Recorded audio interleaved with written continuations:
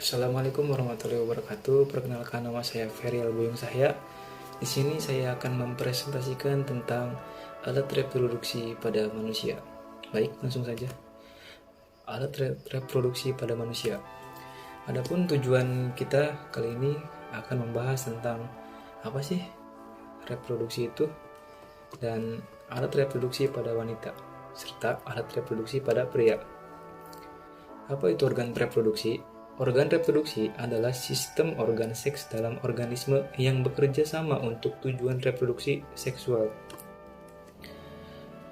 Adapun gambar reproduksi pada wanita.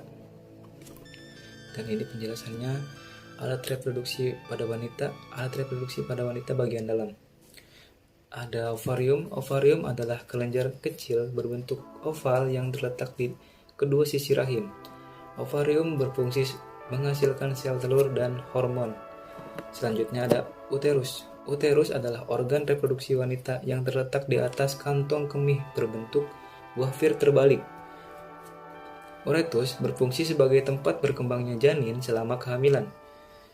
Selanjutnya ada vagina. Vagina adalah saluran yang membutuhkan serviks atau leher rahim dengan bagian luar tubuh vagina yang merupakan jalan keluar bayi saat persalinan normal.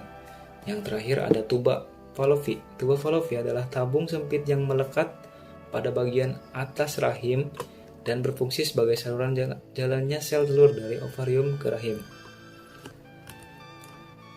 Nah, ini selanjutnya alat reproduksi wanita bagian luar. Satu ada labia mayora yang disebut juga dengan bibir kemaluan. Bagian ini berupa lipatan yang menyerupai bibir.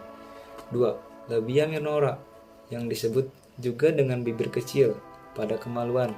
Labia minora berada di sebelah labia mayora dan sebelum mispi. 3. Mons pubis, yaitu bagian telur dari organ reproduksi pada perempuan. Bagian ini berbentuk segitiga yang melindungi tulang kemaluan atau symphysis pubis. Yang 4. Vestibulum, yaitu rongga kemaluan yang terletak di labia minora dan merupakan muara dari seluruh uretra dan lubang mispi. Baik, selanjutnya ada alat reproduksi pria bagian dalam. Testis. Testis adalah dua organ berbentuk oval pada sistem reproduksi pria yang terdapat di belakang penis. Fungsi testis untuk menjaga agar fungsi tersebut tetap berjalan dengan baik. Temperatur di testis harus sekitar 2 derajat sentigrade lebih rendah dari suhu tubuh.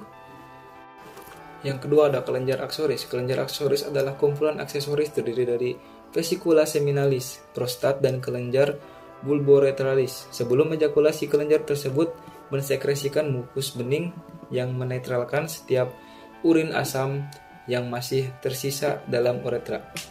Dan yang terakhir ada epidemis. Epidemis adalah struktur di dalam skrotum yang melekat di bagian belakang testis dan memanjang sampai ke vas deferens. Fungsi epidemis sebagai tempat pematangan sperma dan penyimpanan sperma sementara sampai munculnya ejakulasi. Selanjutnya, ini bagian luar. Bagian luar ada uretra. Uretra adalah saluran antar kandung kemih dan bagian luar tubuh.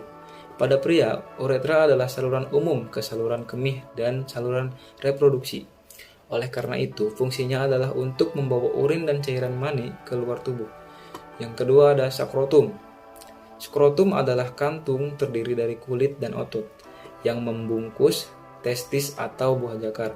Fungsi utama skrotum adalah untuk memberikan kepada testis suatu lingkungan yang memiliki suhu 1-8 derajat Celcius lebih dingin dibandingkan temperatur rongga tubuh.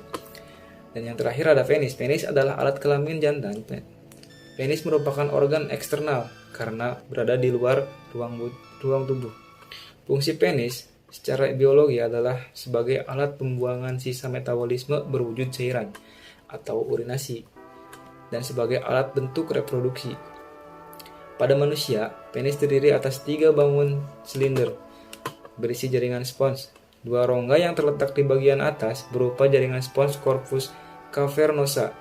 1 rongga lagi berada di bagian bawah yang berupa jaringan spons corpus spongiosum yang membungkus uretra. Ujung penis disebut dengan gland penis. Ya, sekian dari saya. Mohon maaf apabila banyak kesalahan. Wabillahi taufiq wal hidayah. Wassalamualaikum warahmatullahi wabarakatuh.